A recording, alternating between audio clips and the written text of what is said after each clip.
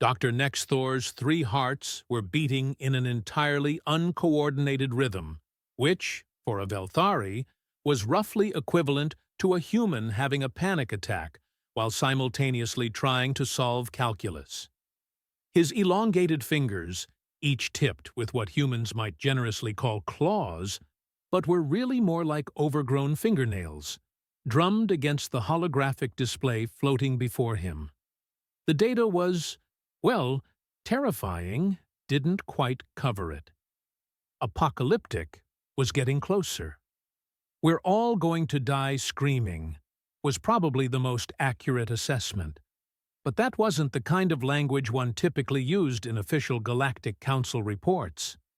Station Nexus Prime hummed around him with the quiet efficiency of a facility that housed the galaxy's most brilliant minds. Unfortunately, those brilliant minds were currently focused on what appeared to be the most adorable extinction event in recorded history. Computer, replay Earth surveillance file. Nexthor squinted at his notes, written in the spidery script of his people. File designation: Fuzzy Death Machines, subset, maximum cute alert. The hologram shimmered, then displayed what any reasonable person would recognize as a litter of golden retriever puppies tumbling over each other in a heap of fluff and tiny paws. To Nexthor, this was basically footage of baby dragons learning to breathe fire. "Note the coordinated pack behavior," he muttered into his recorder, his voice carrying the kind of intense concentration usually reserved for diffusing bombs. "The smaller specimens appear to be wrestling? No, that's not right. Combat training. Definitely combat training. And look at those, he shuddered, those tiny fangs." A soft chime indicated someone had entered his laboratory. Nexthor didn't need to look up to know it was Joran, the human liaison assigned to the xenobiology department. The human had a way of walking that sounded like controlled explosions, and he always smelled faintly of something called coffee, and what Nexthor's sensitive nose identified as impending sarcasm. "Morning, Doc," Joran said, and Nexthor could practically hear the eye roll in his voice. "Still working on your... what are we calling it this week?" "The puppy apocalypse." Nexthor finally looked up, his large dark eyes blinking in sequence, a nervous habit that made him look like a confused owl wearing a lab coat. "Captain Joran, these are not puppies. These are juvenile apex predators with demonstrated pack coordination, rapid learning capabilities, and..."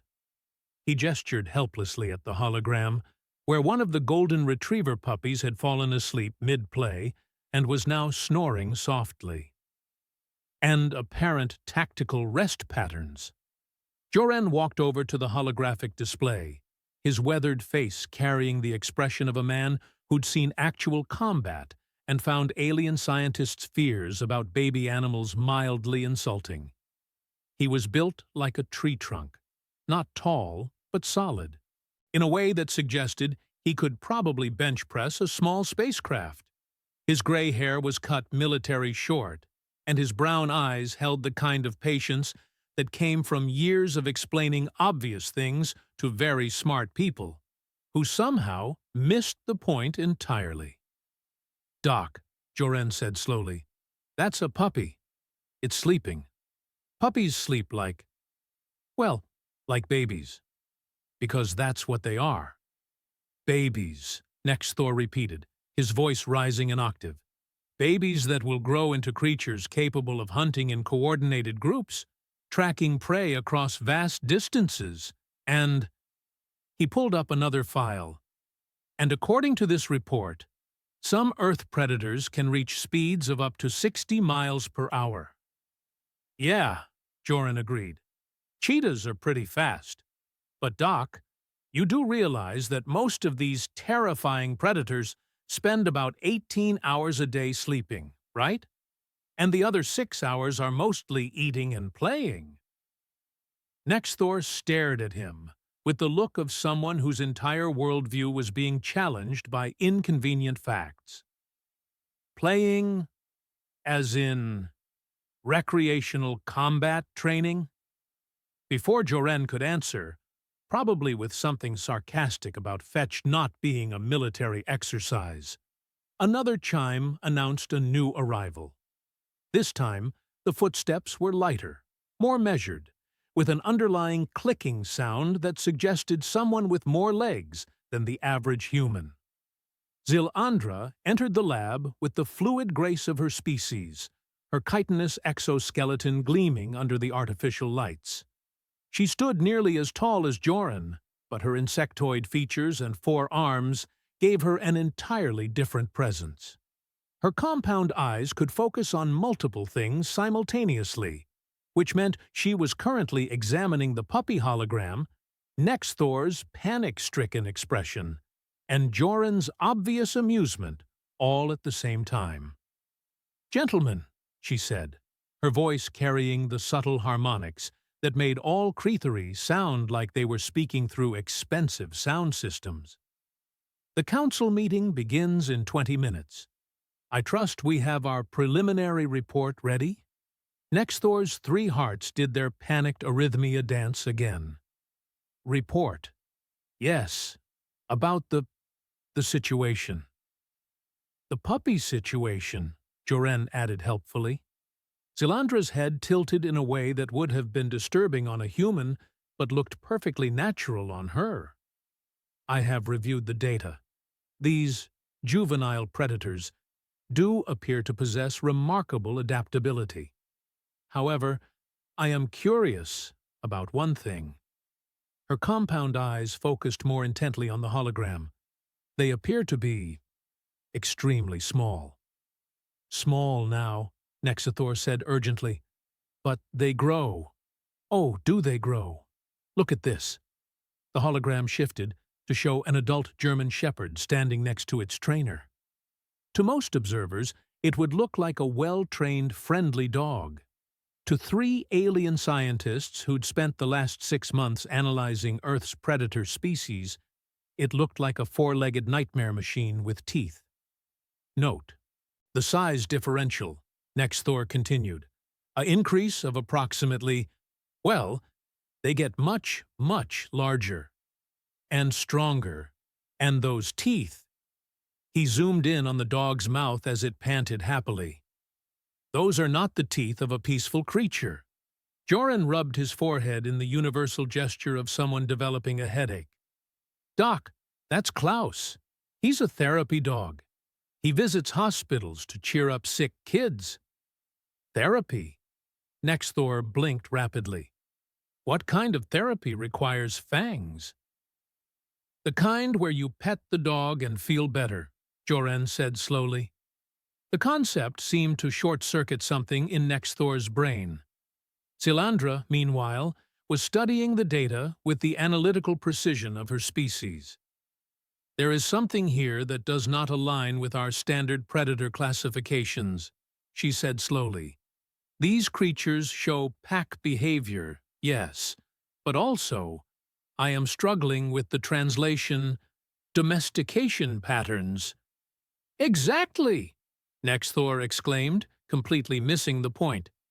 "They've been selectively bred for thousands of years to enhance their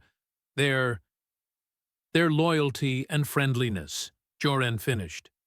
"Their tactical compatibility with humans," Nexthor corrected. "It's brilliant, really. Terrifying, but brilliant. Humans have created an army of—" He gestured at the hologram, where Klaus was now lying on his back, getting belly rubs from a child in a hospital bed. Of good boys," Joren said flatly. The silence that followed was the kind that typically preceded either enlightenment or complete mental breakdown. Nexthor stared at the holographic display, his scientific mind trying to reconcile years of predator behavior studies with the image of a massive, theoretically dangerous creature being used as a living teddy bear. "The council meeting," Zilandra reminded them gently. Nexthor gathered his data files with the frantic energy of someone preparing for either an academic presentation or a war council, which, in his mind, were essentially the same thing. Right, the meeting, where we explain to the Galactic Council that Earth's predator cubs represent a bunch of animals that like belly rubs and treats, Joren suggested. A potential paradigm shift in our understanding of predator-prey relationships, Nexthor countered. Zilandra's compound eyes somehow managed to convey amusement. Perhaps we should present both perspectives. As they made their way through the corridors of Nexus Prime toward the council chambers, Nexthor couldn't shake the feeling that he was missing something fundamental. The data was clear. Earth's predators were remarkable creatures with impressive physical capabilities and complex social structures. The footage was equally clear. They spent most of their time being adorable. The council chamber was a marvel of engineering, designed to accommodate dozens of different species with varying atmospheric, gravitational, and seating requirements. The Velthari delegation sat in their preferred low-gravity section, while the rock-like Thox people occupied reinforced platforms designed to support their considerable mass. Various other species filled the remaining spaces, creating a rainbow of scales, fur, feathers, and things that defied easy classification. At the center of it all stood the primary speaker, a being whose species had evolved past the need for a physical form and now existed as a constantly shifting pattern of light and sound. When it spoke, its voice seemed to come from everywhere at once.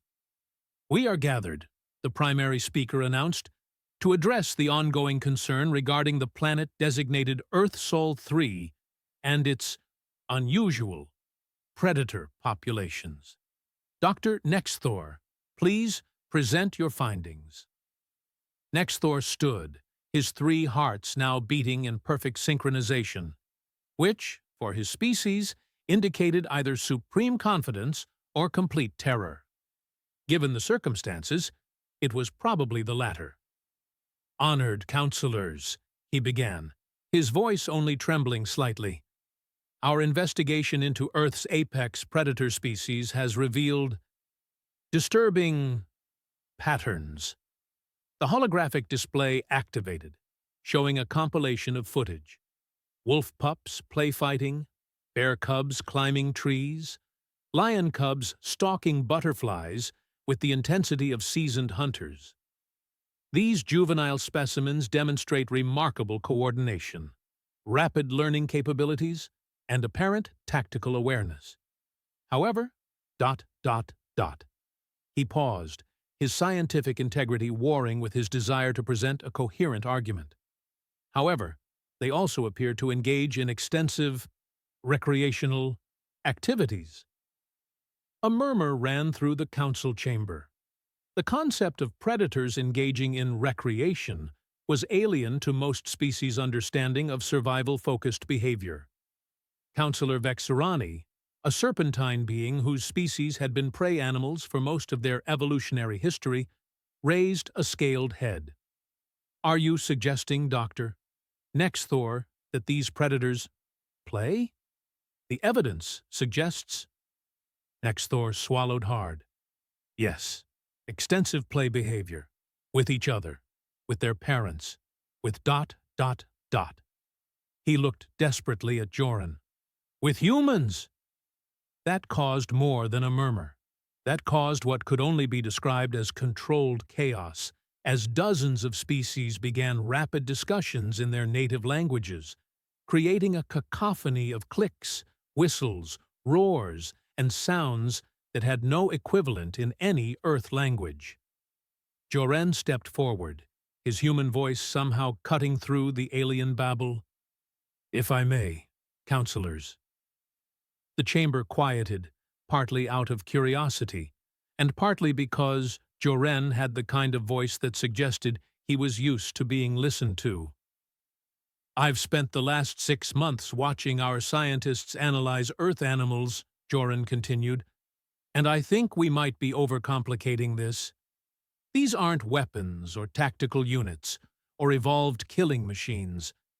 They're— He gestured to the hologram, where a bear cub was currently stuck upside down in a hollow log and squeaking for help. They're kids, animal kids. They play, they learn, they get into trouble, and mostly they just want to eat and sleep and be safe. Counselor Mordeth, whose species resembled a cross between a crab and a filing cabinet, clicked rapidly. But surely the adult forms represent a significant threat. To their prey, sure, Joran admitted. That's how nature works. But to humans, most of them are pets, or working animals, or ... He paused, trying to find a way to explain concepts like wildlife rehabilitation and conservation to beings whose worlds had never developed such ideas. Or, we take care of them because we think they're important. The primary speaker's light pattern shifted to what experienced diplomats recognized as intense interest. You are suggesting, Captain Joran, that humans deliberately maintain populations of apex predators not for tactical purposes, but for emotional ones. Among other reasons, yeah. The silence that followed was so complete that the station's background hum seemed loud by comparison. Finally, Counselor Thaxmera, an aquatic being whose translation device gave her voice a bubbly quality, spoke. This requires further investigation. Dr. Nexithor, you will lead a field research team to observe these predator cubs in their natural environment. Direct observation. No remote surveillance. Nexthor's 3 hearts stopped entirely for a moment, then resumed beating in a pattern that probably violated several laws of physics. Direct observation, as in actually being near them? That is typically how field research works, the primary speaker noted with what might have been amusement. But what if I— Nexthor's voice rose to a pitch that made several species cover their auditory organs. Joran clapped him on what humans would call a shoulder, and Velthari called a primary stabilization joint. Don't worry, Doc. I'll come with you. Make sure you don't get terrorized by any particularly vicious puppies. And that was how Dr. Nexthor found himself assigned to what would later be recorded in galactic history as either the most important xenological expedition ever undertaken or the most expensive way anyone had ever gone to look at baby animals. As the council session concluded and the various delegates began filing out, Zilandra approached Nexthor with the careful movements of someone approaching a potentially unstable explosive device. "Are you all right?" she asked. Nexthor looked up at her with eyes that had seen too much and understood too little. "Zilandra," he said quietly, "what if we're wrong about everything?" She considered this with the thoroughness her species brought to all questions. Then we will learn something new. That is, after all, what scientists do. "But what if," Nexthor continued, his voice barely above a whisper, "what if the puppies are actually just puppies?" Zilandra's compound eyes focused on him with something that might have been sympathy. "Then, my friend, we will have to adjust our understanding of the universe accordingly." As they prepared to leave the chamber, none of them, not the brilliant Dr. Nexthor, not the experienced Captain Joran, not the analytical Zilandra, could have predicted that their upcoming field research would completely revolutionize not just their understanding of Earth's predators, but their entire conception of what it meant to coexist with other species. After all, how dangerous could a few baby animals really be? 3 weeks later, Dr. Nexthor found himself crouched behind what Earth humans optimistically called camping equipment, but what his people would more accurately describe as tactical concealment gear designed by someone who clearly never expected to hide from anything more dangerous than mild weather. The Canadian Rockies stretched around them in a display of natural beauty that would have been breathtaking if Nexithor hadn't been convinced that every shadow contained potential death machines.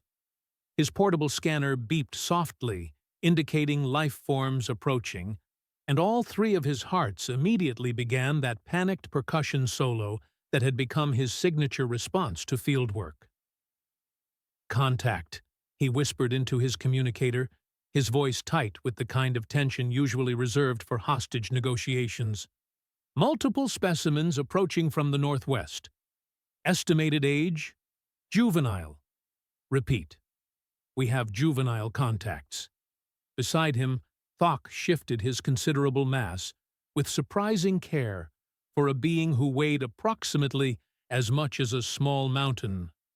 The rock person's natural camouflage was actually perfect for this environment. He looked exactly like a very large, very patient boulder.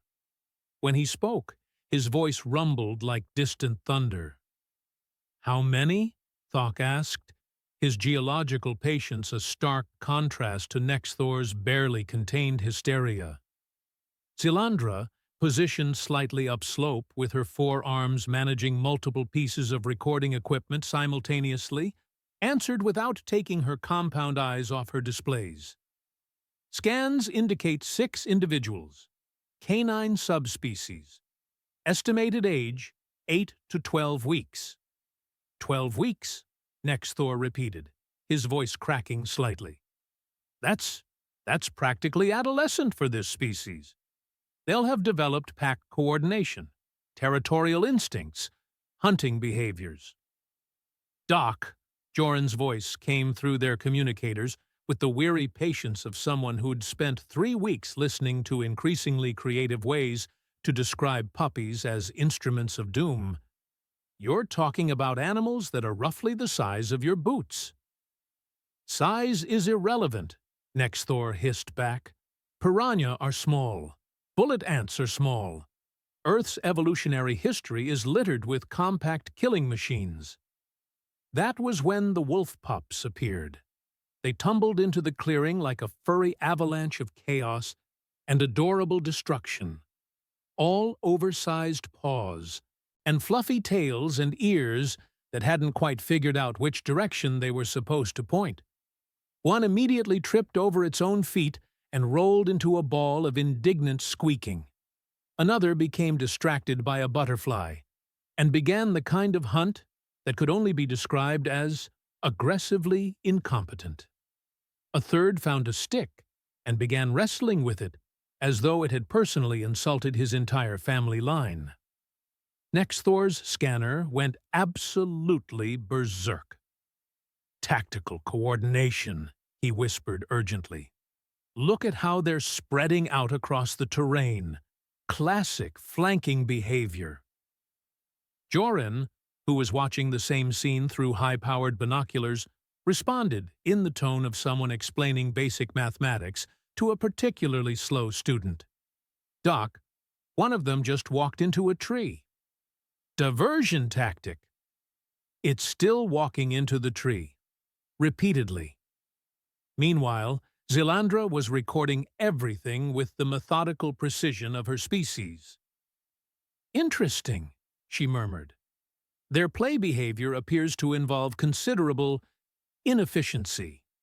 By Krithari standards, this would be considered highly wasteful energy expenditure." The largest of the pups, which was still roughly the size of a human infant, had discovered what appeared to be the most fascinating thing in the known universe: his own tail. He began chasing it with the kind of determined focus that Nexthor's people typically reserved for solving complex mathematical theorems. "Repetitive motion exercises," Nexthor noted, frantically taking readings, "clearly designed to improve rotational stability and spatial awareness." "Or he's just figuring out that he has a tail," Joran suggested. "Everything is tactical with you humans, isn't it?" Nexthor shot back. Everything is tactical with me. You're the one calling it tactical." Thok, who had been observing the scene with the patient attention of someone whose species measured time in geological epochs, finally spoke. "They are unexpectedly small," he rumbled, "and soft-looking. Soft exterior, devastating interior," Nexthor warned. "Classic, evolutionary camouflage." That was when disaster struck, in the form of a park ranger appearing on the nearby trail with the kind of timing that suggested the universe had a sense of humor and wasn't afraid to use it. The ranger, a woman in her 30s with the sun-weathered look of someone who spent her days outdoors, stopped dead when she spotted what appeared to be the world's most elaborate wildlife photography setup, complete with equipment that definitely wasn't available at the local camping store.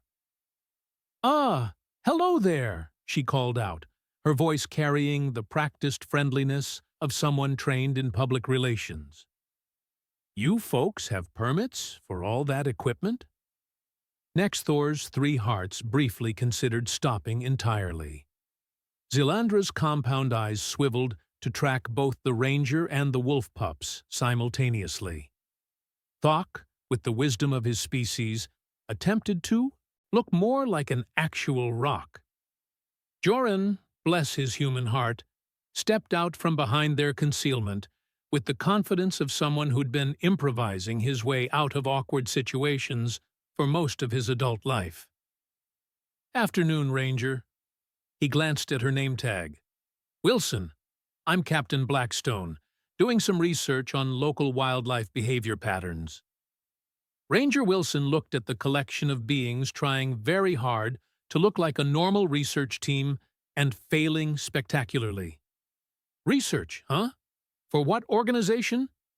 "International, Xenobiological Survey Group," Joran said, clearly making it up as he went along. "Never heard of it. Very specialized field."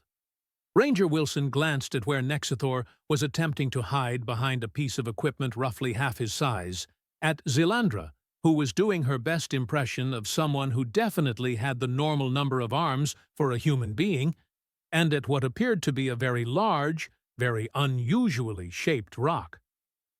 "Right," she said slowly.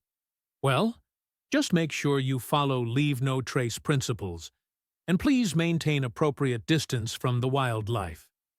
Those wolf pups might look cute, but Mama Wolf isn't far away, and she doesn't appreciate visitors." As if summoned by the mention of maternal authority, a low howl echoed through the forest. The wolf pups immediately perked up, their adorable play session forgotten as they bounded toward the sound with the enthusiasm of children hearing the dinner bell. Ranger Wilson watched them go with the fond smile of someone who genuinely enjoyed her job. "Beautiful animals," she said. "We've had this pack denning in the area for 3 seasons now. Very healthy group." After she continued down the trail, the research team remained frozen for several minutes. Finally, Thok spoke. She seemed pleasant. "Pleasant," Nexthor repeated faintly. She described creatures capable of coordinated pack hunting as cute and beautiful. "Maybe," Zilandra said slowly, "that should tell us something." Joran emerged from the bushes, brushing off leaves and looking thoughtful. "You know what, Doc? I'm starting to think our biggest problem isn't figuring out how dangerous these animals are. It's figuring out why everyone else thinks they're not dangerous." Nexthor stared at the clearing where the wolf pups had been playing just minutes before. His scientific mind was beginning to grapple with a possibility that challenged everything he thought he knew about predator behavior. What if the rest of the galaxy had been wrong about Earth's creatures, not because they underestimated them, but because they had completely misunderstood what they were looking at? "Tomorrow," he said quietly, "we observe the bear cubs." Thok shifted uneasily, his rocky form creating small avalanches.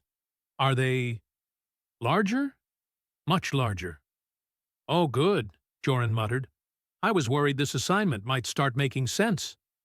The Rocky Mountain Wildlife Rehabilitation Center looked exactly like what it was.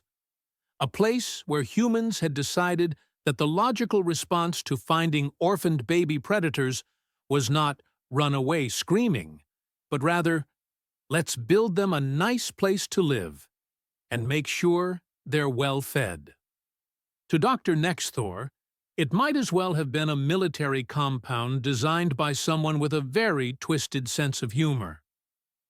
This, he whispered into his recorder, appears to be some sort of predator breeding facility. Humans have constructed what can only be described as luxury accommodations for multiple apex species. Through their high-powered observation equipment, currently disguised as a bird-watching setup that fooled absolutely no one but somehow hadn't been questioned, the research team had spent the morning cataloging what Nexthor kept referring to as the most sophisticated predator management system in known galactic history. Emma moved through the facility with the easy confidence of someone who'd never considered that spending her days surrounded by orphaned bear cubs, wolf pups, and mountain lion kittens might be anything other than the best job in the universe. She was a small woman, barely reaching Joran's shoulder, but she handled animals that outweighed her with the casual competence that made Nexthor's species break out in nervous sweats. Subject appears to be the primary handler, Nexthor noted, watching Emma bottle feed a bear cub that was already the size of a large dog. Note the lack of protective equipment. No weapons, no backup personnel. She's either incredibly brave or... He paused, his scientific mind struggling with the concept. Or she doesn't consider them dangerous. Doc, Joran said quietly, look at the sign by the entrance. Nexthor adjusted their surveillance equipment to read the cheerfully painted wooden sign. Rocky Mountain Wildlife Rehabilitation Center. Giving orphaned animals a second chance. Second chance, Nexthor repeated slowly. They're rescuing them? Zilandra, who had been running continuous scans on the facility, looked up from her equipment with something approaching confusion. The energy signatures are all wrong, she said. If this were a training facility or weapons development site, there would be stress indicators, fear pheromones, aggression markers. Instead, I'm reading. She paused, recalibrating her sensors. Contentment, playfulness, and something my equipment is translating as happiness. That was when they saw the children.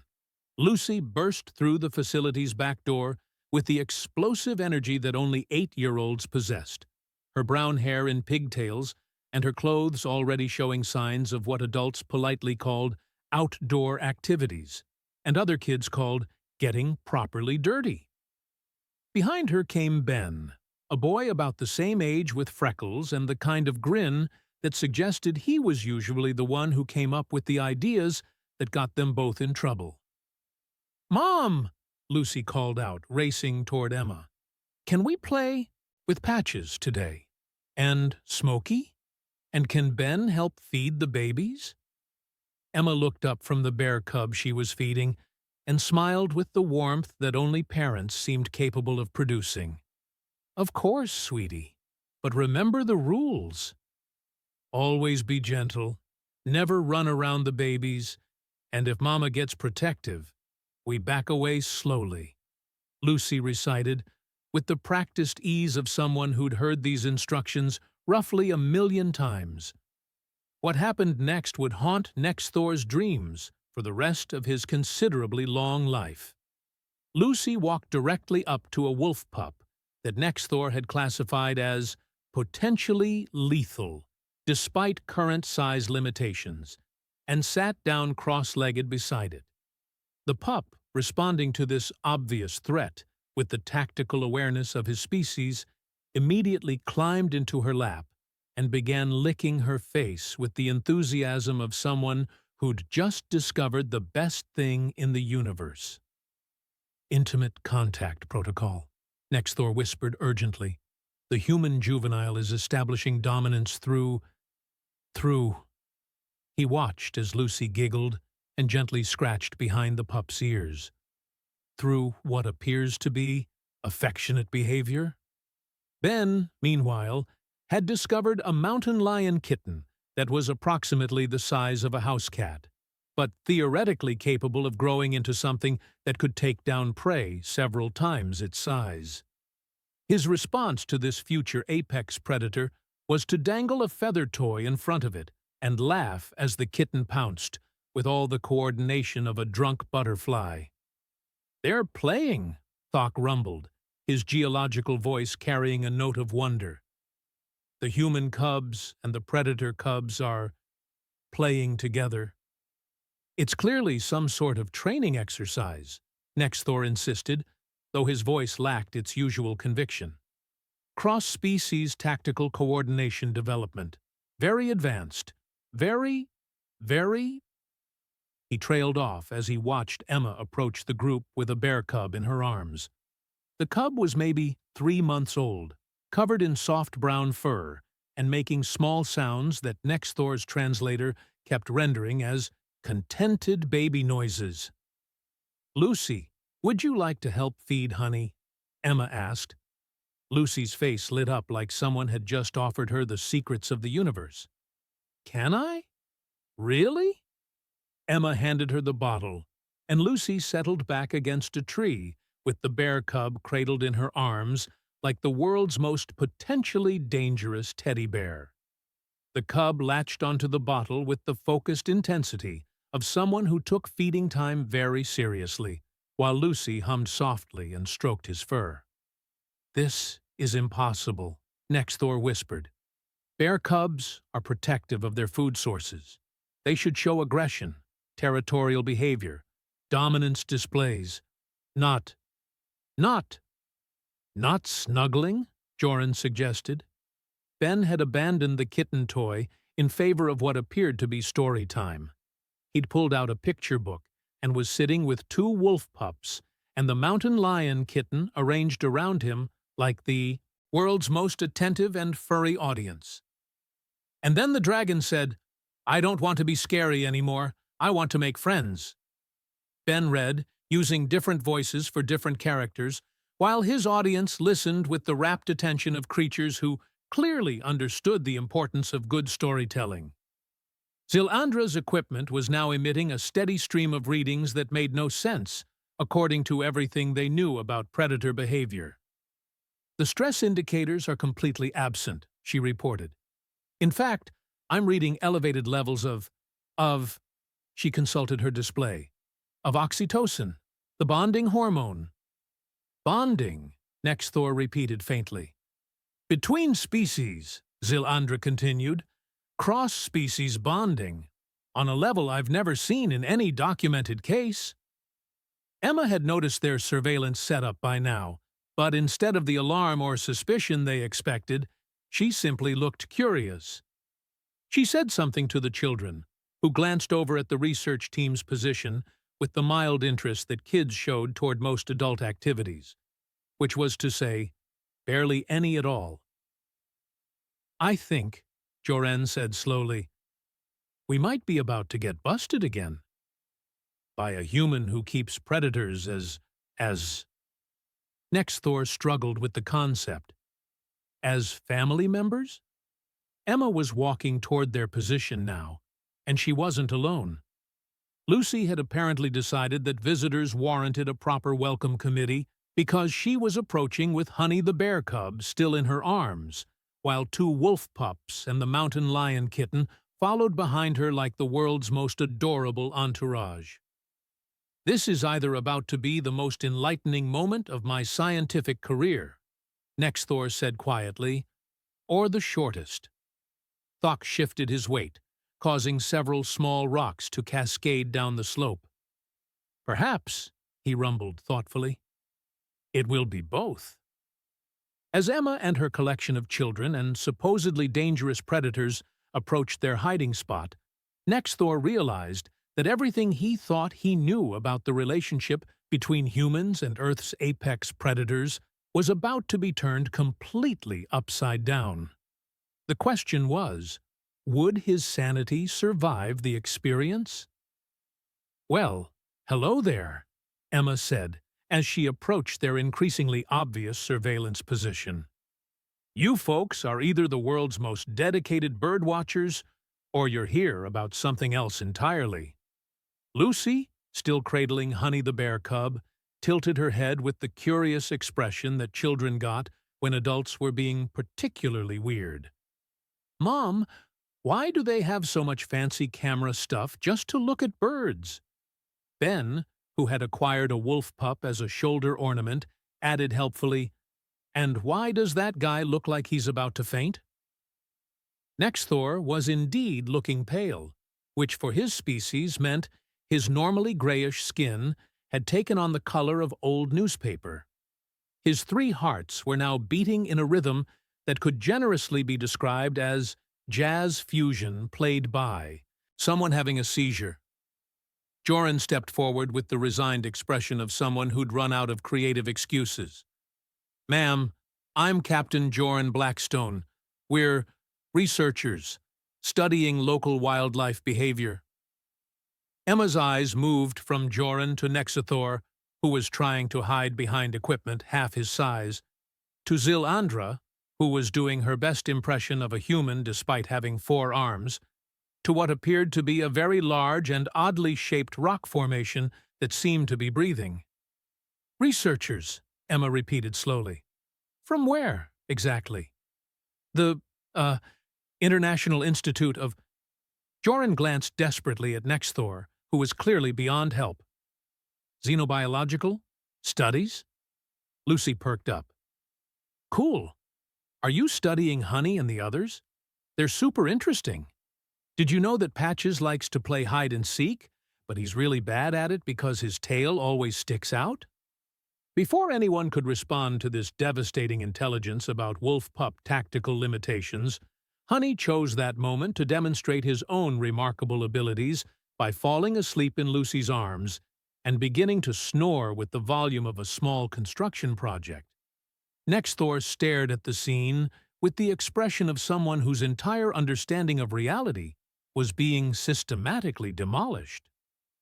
The juvenile ursine specimen is sleeping in the presence of a human child, while completely vulnerable.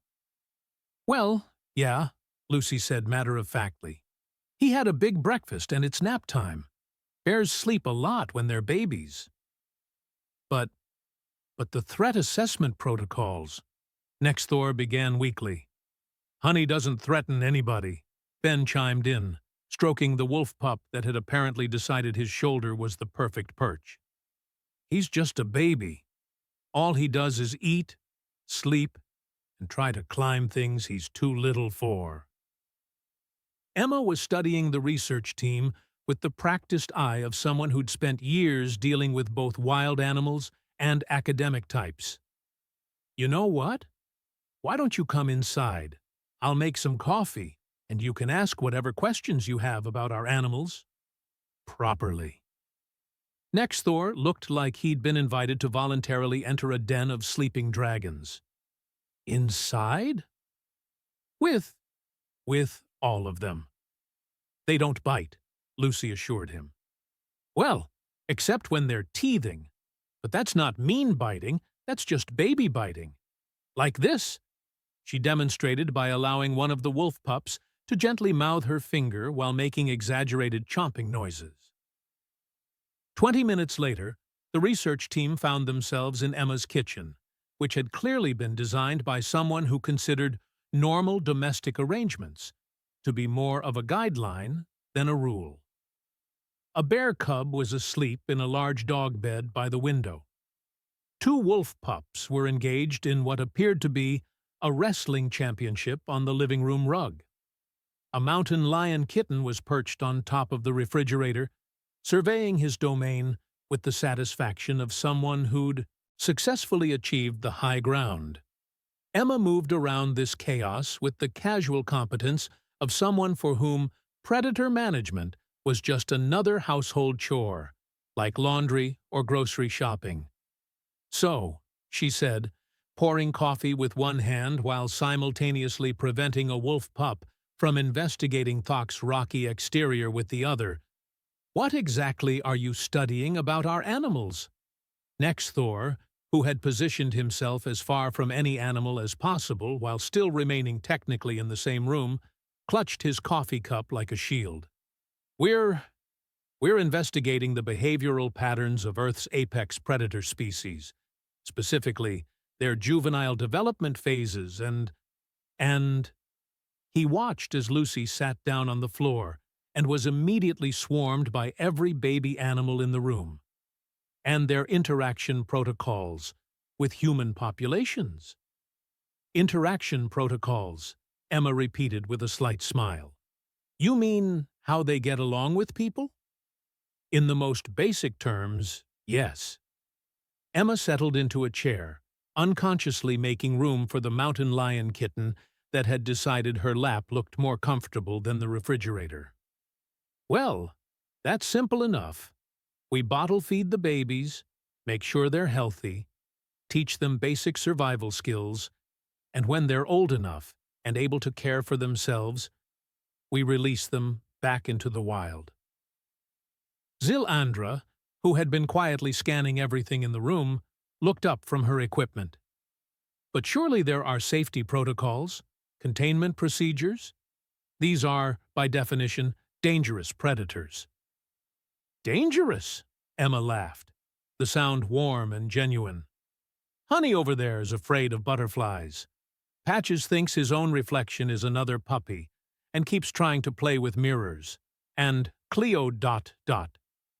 She gestured to the mountain lion kitten currently purring in her lap. "Cleo's biggest threat to anyone is that she might fall asleep on them." "But they will grow," Nexthor insisted desperately. "They will become larger, stronger, more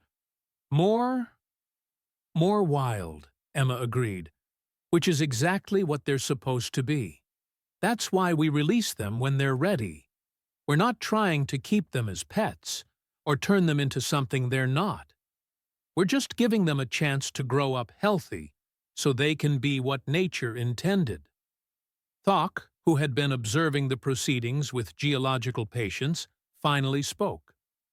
"You care for them without expecting anything in return?" "That's generally how caring works," Emma said gently, "even though they may never see you again after release. Especially because they'll never see us again. The whole point is to make sure they can survive without us." The silence that followed was broken by Lucy, who had apparently decided that the best way to demonstrate interspecies harmony was to curl up on the rug with Honey and use a wolf pup as a pillow.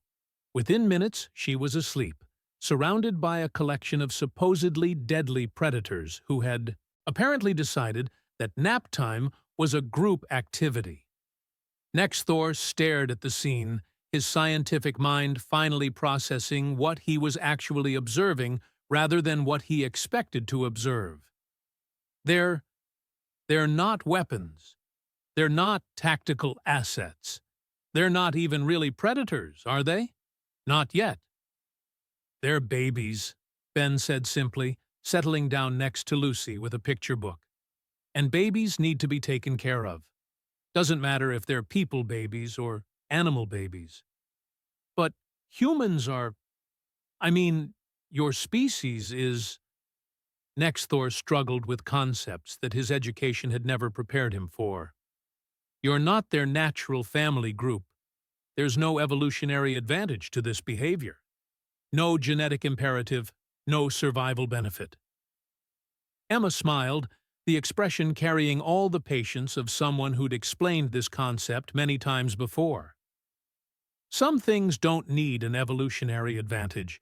Sometimes you do something because it's the right thing to do." 6 months later, Dr. Nexthor stood before the Galactic Council once again, but this time his 3 hearts were beating in perfect, confident synchronization. His presentation materials had changed considerably from his previous panic-induced reports about Earth's supposed predator army. "Honored counselors," he began, "I am pleased to report that our fears regarding Earth's apex predator populations were somewhat misplaced." The holographic display now showed footage of the rehabilitation center.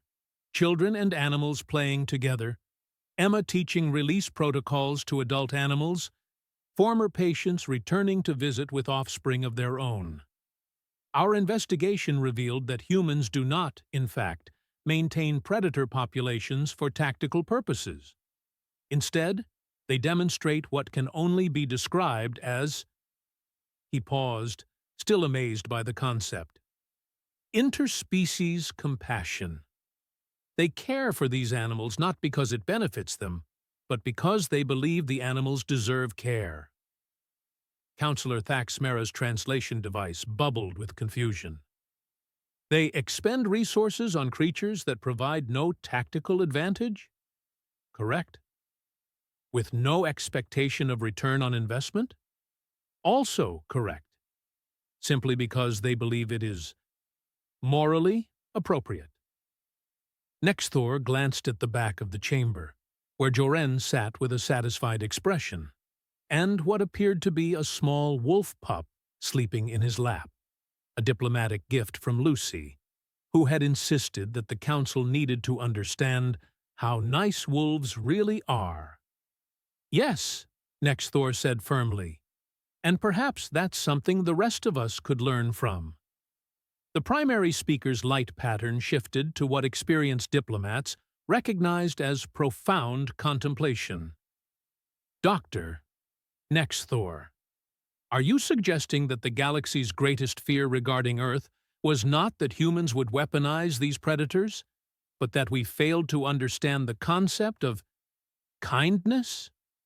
"I'm suggesting," Nexthor replied, "that maybe the real question isn't why humans aren't afraid of Earth's predators. Maybe the question is why the rest of us never learned that some things are worth protecting just because they exist." In the end, the Galactic Council's official report on Earth's predator populations consisted of a single recommendation: that other worlds might benefit from establishing their own rehabilitation programs, not for tactical purposes, but simply because some things, like ensuring that baby animals got the chance to grow up safe and loved, transcended species, politics, and even basic survival instincts. And somewhere in the Canadian Rockies, Lucy continued reading bedtime stories to a constantly changing audience of orphaned animals, completely unaware that she had accidentally taught the galaxy a new definition of strength: the courage to be gentle in a universe that often forgot how. The universe, it turned out, was a much better place when people remembered to take care of the small, vulnerable things that needed protecting.